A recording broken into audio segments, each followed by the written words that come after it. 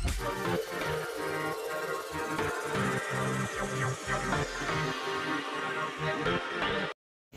what's up mga kasorti. So ito nga yung biyahe namin papuntang Occidental Mindoro, no? Kasalukuyang karating lang namin ng Batangas Port. Yan, nakapila po kami dyan. At ito habang nakapasok kami sa barko, nakasakay na kami. Yan, at pagala-gala dahil excited, no? Ang bawat isa sa amin hindi mapakali sa mga gaganap na pagdating namin doon sa aming mahal na ina. At dito nga mga kasorte ay hindi ako makatulog dahil sobrang excited, no?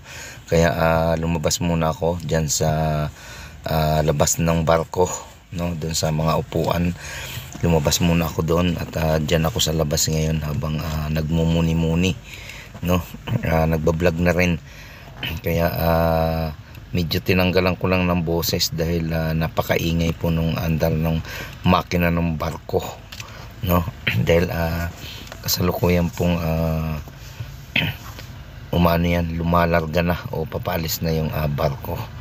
At yan nga mga kasulti ay habang nandyan ako sa labas na yan ay nag-i-intro ako, no, ng pagbablog dahil pang-upload, no, habang nandito tayo sa labas ng barko na yan. At siyempre mga kaswerte, kaya tayo naman natambay dyan dahil sinabihan tayo ng mga tao na maganda daw sa labas dahil malamig, no? Malamig dyan dahil doon sa kinaupuan namin ay mainit. Kaya dyan muna kami nag-relax sa labas.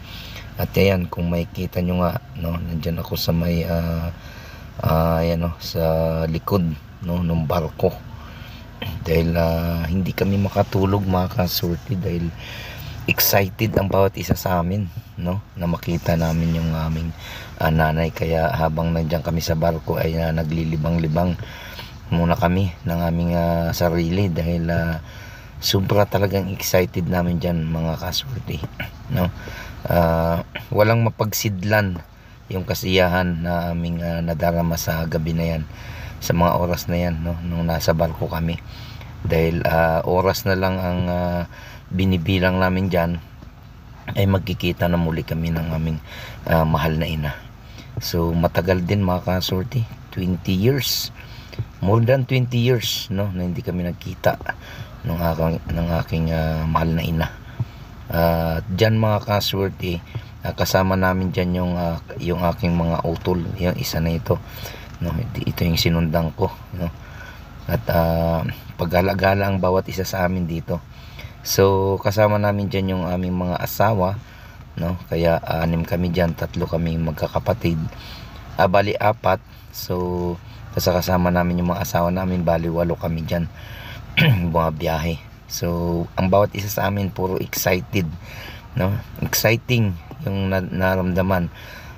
Feeling namin ay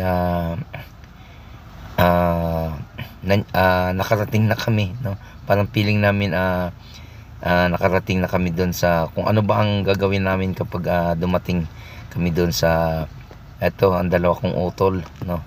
Yung kuya namin, ito nakasombrero. Ayan.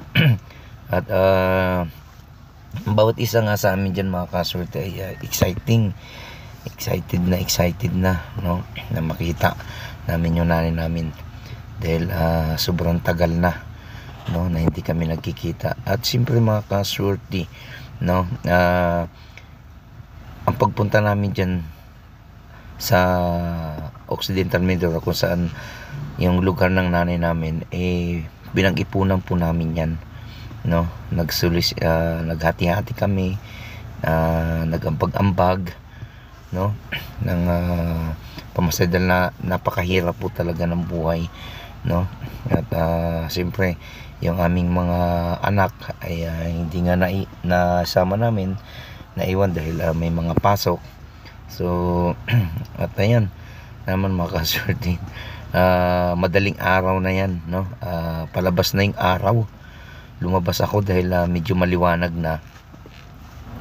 Kaya binantayan ko yung sikat ng araw, no? Tinitingnan ko, pero parang malabo pa dahil napaka dami ng ulap. Ayan, no? Kaya parang ang sama ng panahon na parang uulan. Pero dahil sa liwanag na yan, makikita natin na pasikat na talaga yung araw. So sa masandali niya mga kasurte, binabantayan ko yung pagsikat ng araw.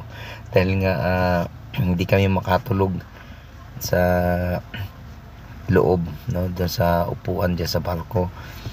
Kaya pagala-gala yung ginagawa namin dyan. At ito nga mga kasurte, no, sa pag-aabang ko dito sa haring araw na ito, ayan, medyo sumusulyap na siya. Ayan, kung makikita natin, talagang binabantayan ko siya, no, kung anong kulay, kasi may mga kulay yan kapag sumisikat. Pero dito mga kasurte ay makikita natin parang light blue siya, na light blue, no? Yan, habang sumisikat, paputi ng paputi yung araw na yan, no?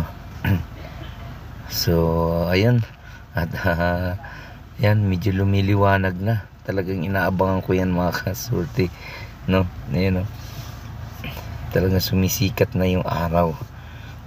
Kaya minabuti ko munang ayan, umikot-ikot dito sa kabilang side dahil paliwanag na siya, no?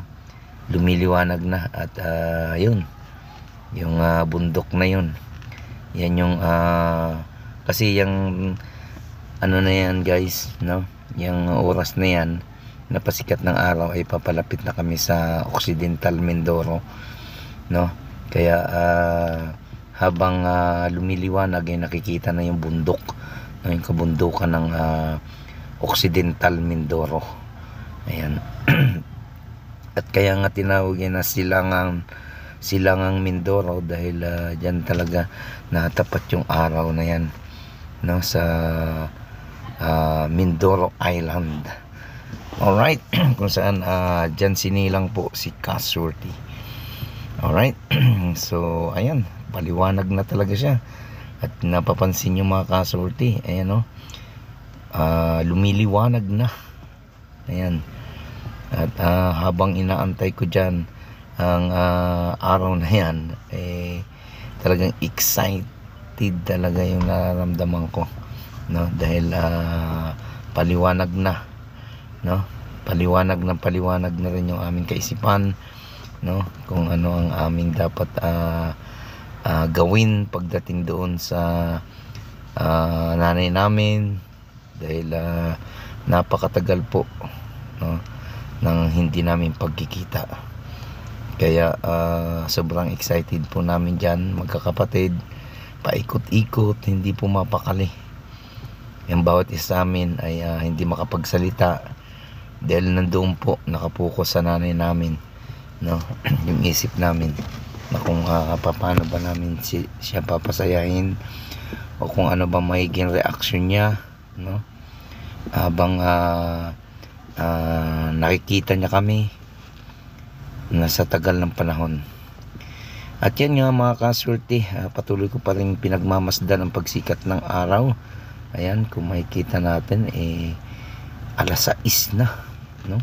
Ayan, 6:07 nang sumikat yung araw na yan. So nakikita nyo yung bilis ng takbo ng barko mga kasurte. Ayan, no? Talagang actually isang oras pa yan, isang oras pa bago makarating, no, kami sa port ng Abra de Ilog ng Occidental Mindoro. Ayan, mga isang oras pa yan.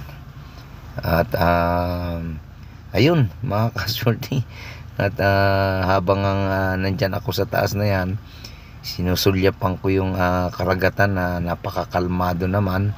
Ayan, At napakaganda po, no, ng biyahe namin na yan.